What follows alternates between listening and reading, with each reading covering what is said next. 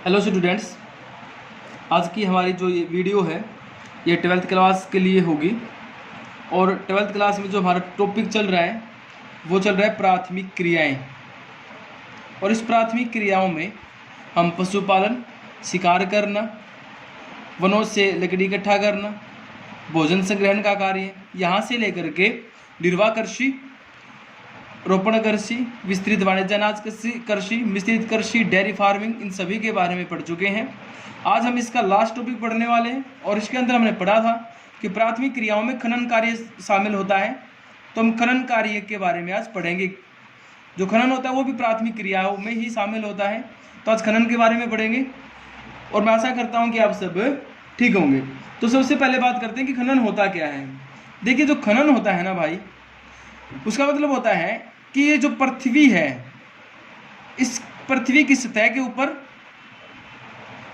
या फिर पृथ्वी की गहराई में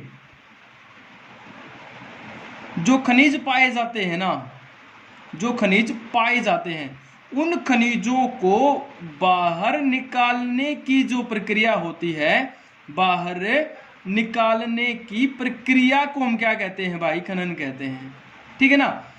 खनिजों को बाहर निकालने की प्रक्रिया खनन कहलाती है। आगे बात समझ में? खनिजों को बाहर निकालने की प्रक्रिया खनन कहलाती है। और खनिज क्या होता है? खनिज एक ऐसा रासायनिक पदार्थ होता है जिसका अपना एक संगठन होता है। ठीक है, जिसका रासायनिक संगठन होता है, जिसके अपने अलग गुण धर्म होते हैं, उनकी कुछ अलग सबकी विशेषताएं होती हैं।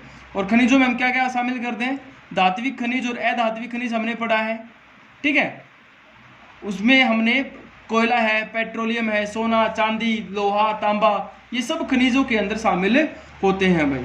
ठीक है, अब बात करते हैं कि खनन कार्य किस चीज पर डिपेंड करता है। ठीक है, किन से ये प्रभावित होता है, तो उसके बारे में जान लेते हैं एक बार। तो प्रभावित किस चीज से होता है? प्रभावित होता है दो कारकों से। एक होता है भौतिक कारक और दूसरा होता है आर्थिक कारक। ठीक है, भौतिक कारक में क्या होता है भाई? भौतिक कारक में होता है कि वहां पर जो खनन का जो कार्य करना होता है ना, यानी कि हमें खनिज निकालना। अब ये तो है नहीं कि हमें ये पता चले कि यहाँ पर खनिज है और हमें जाकर के वहां पर माइनिंग का काम शुरू कर दे, खनन का कार्य शुरू कर देंगे हम, ऐसा नहीं होता है।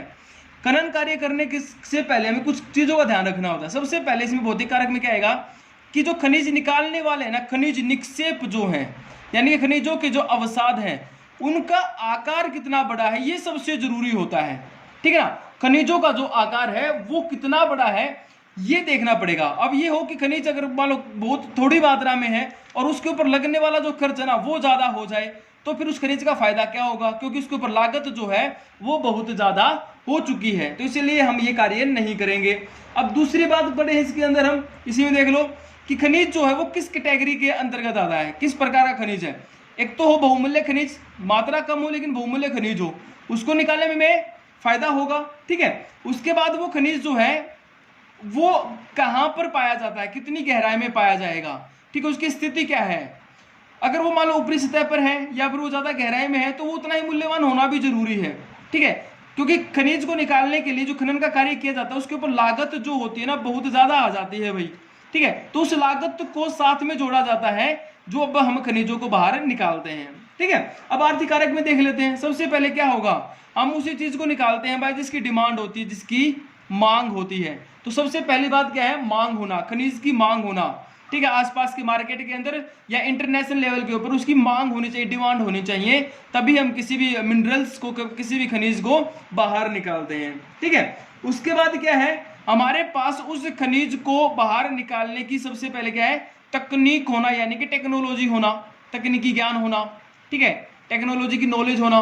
फिर दूसरा क्या है कि उस खनिज को बाहर निकालने के बाद उसको प्रयोग करने की टेक्नोलॉजी होना हमारे पास। ठीक है ना, खनिज को बाहर निकालना, चलो निकाल लिया, लेकिन अब उसको प्रयोग क्या होगा, वो टेक्नोलॉजी भी हमारे पास होनी चाहिए। उसके बाद एक बड़ी मात्रा में पूंजी भी होनी चाहिए भाई, बिना पैसों के कुछ भी नहीं होता है। ठीक है, आप लोगों को पता ही है, क्योंकि माइनिंग के ऊपर हमें क्या चाहिए, देखो ये तकनीकी ज्ञान के लिए हमें मशीन भी लानी पड़ेगी, खान खोदनी पड़ेगी। ठीक है, श्रमिक चाहिए, तो इन सभी कार्यों के लिए क्या होगा, इन सभी कार्यों के लिए हमें पूंजी की आवश्यकता है। अब यह श्रमिकों की बात हो गई है, तो हमें श्रम भी चाहिए माइनिंग के कार्य के लिए। ठीक है। उसके बाद श्रमिकों पर होने वाला खर्च भी चाहिए, उसके बाद यातायात के साधन भी होने चाहिए, क्योंकि खनिजों को बाहर निकाल करके एक स्थान से दूसरे स्थान पर भेजने के लिए हमें किसकी जरूरत पड़ती है, यातायात के साधनों की जरूरत पड़ती है। यहाँ तक समझ में आ गया होगा, ऐसे मैं उम्मीद करता हूँ आप लोगों से। अब आगे बात कर लें कि खनिज जो होते हैं, जो खनन जो होता है, वो खनन की विधियां कौन कौन सी होती हैं, किस प्रकार खनिजों को बाहर निकाला जाता है। तो देखो खनन की जो विधियां होती है ना, वो दो प्रकार की होती हैं। सबसे पहले हम बात करते हैं धरातलीय खनन, धरातलीय खनन भाई, ठीक है, ध्यान देना एक बार, या इसको हम ना विवर्त खनन भी बोल देते हैं, धरातलीय खनन या विवर्त खनन भाई, ठीक है।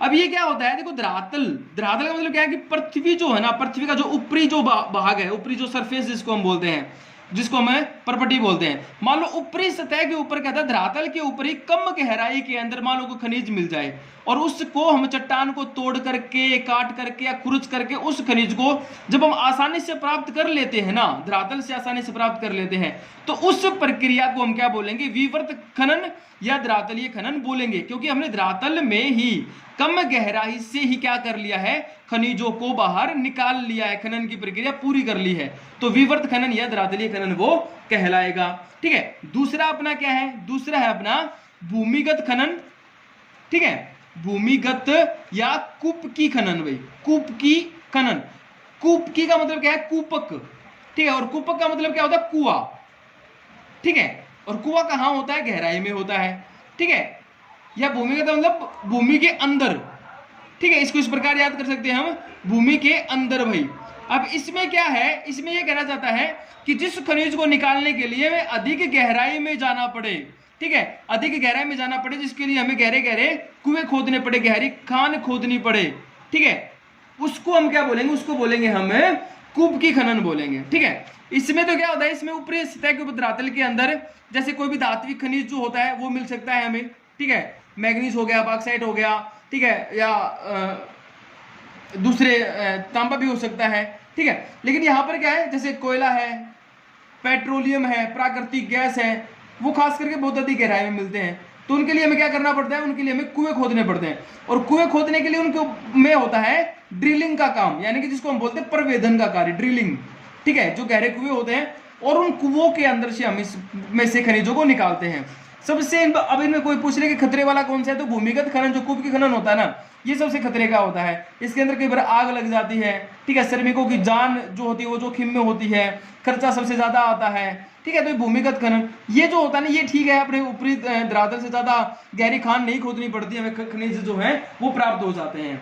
अब बात करते हैं खनन की प्रक्रिया को अर्थव्यवस्था के साथ जोड़ लेते हैं भाई, खनन और अर्थव्यवस्था की बात कर लेते हैं एक बार। अगर मान लो कोई पूछे कि खनन और अर्थव्यवस्था में क्या किस प्रकार ये साथ चलते हैं, तो देखो भाई, पहले क्या था, पहले ना जब औद्योगिक क्रांति आई ना, तो विकसित देशों ने भी पूरा जोर लगाया खनन कार्य करने के लिए। विकसित देश औद्योगिक क्रांति तो भाई जब उद्योग लगने शुरू हुए, उनको क्या चाहिए था, अपने उद्योगों को चलाने के लिए खनिज चाहिए थे, तो उन्होंने भी बड़े स्तर पर माइनिंग का कार्य किया, खनिज खनन का कार्य किया, खनिज बाहर निकालना शुरू कर दिया उन्होंने। लेकिन बाद में कहते हैं कि विकसित अर्थव्यवस्था वालों ने देखा कि एक तो ना इसके ऊपर अब लागत जो होती है वो बढ़ती जा रही है, खनिजों को बाहर निकालने वाली जो लागत है ना वो बढ़ती जा रही है। दूसरा क्या है, दूसरा उन्होंने देखा कि लगातार अगर खनिजों का प्रयोग हुआ ना, तो एक समय ऐसा आएगा जब एक समाप्त हो जाएंगे, तो उन्होंने बड़े सूझबूझ और काम किया, और उन्होंने क्या किया, उन्होंने माइनिंग का कार्य बंद करके या कम स्तर पे करके उन्होंने क्या कर दिया, उसका आयात करना शुरू कर दिया। यानी कि आजकल ये क्या करते हैं, ये आयात करते दूसरे देशों से खरीदते हैं। और जो विकासशील जो देश होते हैं ना, विकासशील देशों में क्या होता है, जनसंख्या जो होती है ना वो लगभग ज्यादा ही होती है, ठीक है, जनसंख्या ज्यादा होने के कारण वो क्या करते हैं, अपने जो श्रमिक है ना, उस श्रमिक बल का पूरा फायदा उठाते हैं, सस्ता श्रम उन्हें वहां पर मिल जाता है, और वो बड़े स्तर पर क्या करते हैं, खनन का कार्य करते हैं, ठीक है। और उसके कारण यहाँ पर क्या है, यहाँ पर क्या होगा, यहाँ पर कहता है कि उस देश में ज्यादा से ज्यादा जो हम ये कहें कि उस अर्थव्यवस्था को जो पैसा प्राप्त होता है ना, वो एक बड़ी मात्रा में खनन से प्राप्त होता है विकासशील देशों में, ठीक है। और ये विकसित देशों में ये क्या करते हैं, ये खनिजों को आयात निर्यात भी करते हैं, बेचते हैं। इसमें क्या हम ये भी कह सकते हैं, देखो अर्थव्यवस्था को तो फायदा है, लेकिन आगे चल करके उस देश का भविष्य जो है वो खतरे में है, क्योंकि वो ज्यादा से ज्यादा अगर खनन का कार्य करेगा, खनिजों को बाहर निकालेगा, तो क्या होगा, ये खनिज समाप्त हो जाएंगे और भविष्य के लिए उनके पास कुछ भी नहीं होगा अपनी भावी पीढ़ी को देने के लिए। ठीक है भाई, तो ये था आज का हमारा टॉपिक जो खनन का है, और इसी के साथ प्राथमिक क्रियाकलाप का जो हमारा चैप्टर है, चैप्टर नंबर 5, वो कंप्लीट होता है। इससे संबंधित जितने भी मैंने वीडियो बनाई है एक बार उन सभी को देख लीजिए, अपने नोट्स बनाइए। अगर कोई दिक्कत रहती है तो मुझे जरूर बताइए। Thank you.